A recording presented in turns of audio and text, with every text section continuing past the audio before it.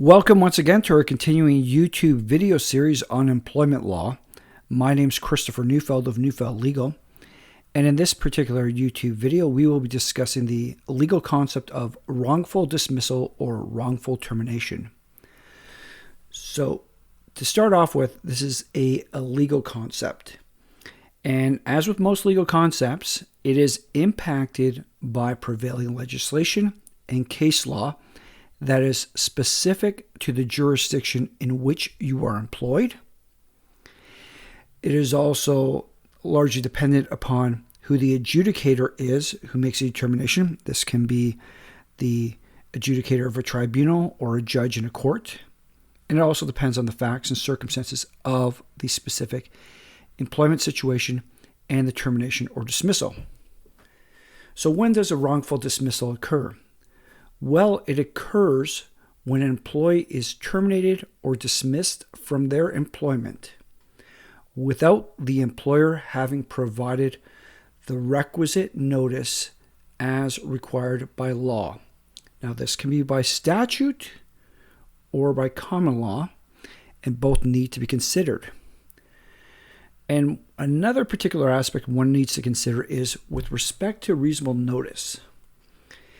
It is either reasonable notice or payment in lieu of notice, because oftentimes people are paid with respect to their dismissal.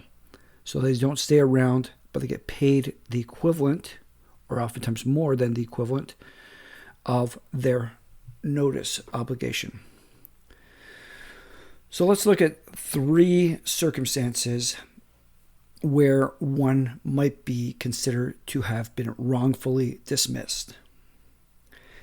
Example 1, where an employee terminates the employment of his employee without cause, but refuses to provide adequate notice or adequate compensation for the termination. That's the first example.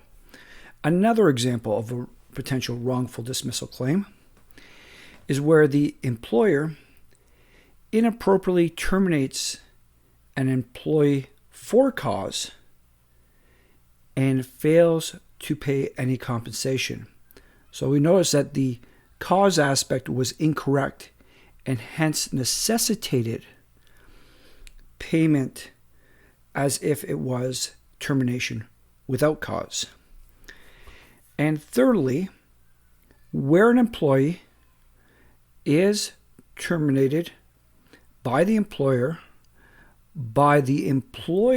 altering the fundamental terms and condition of the employment arrangement and or by making the work environment in which the employee operates intolerable, such that the employee is constructively dismissed.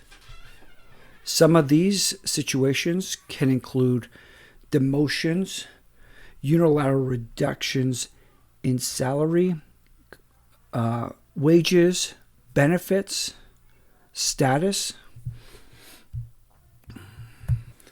each of which, depending on the facts and circumstances, could constitute constructive dismissal from one's employment. But one of the key misconceptions in this process is the reasoning for wrongful dismissal. And when an employer does not provide you an adequate reason, an inaccurate reason, a somewhat dishonest reason, or no reason at all, that does not mean you have been wrongfully dismissed, provided the other legal requisites have met, i.e., notice and or compensation. Compensation, whether it's severance, termination pay in lieu of notice, whatever is legally required.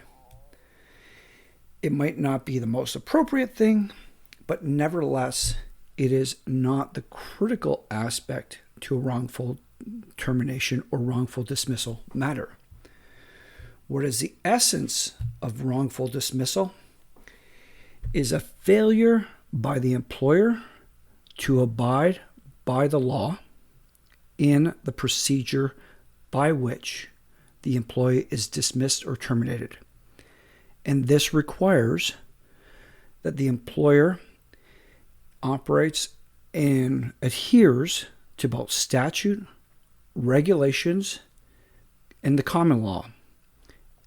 And that is in part dictated by the facts and circumstances and how other matters similar to that have been adjudicated, such that in these circumstances, as with all employment matters, knowledgeable legal counsel is always suggested.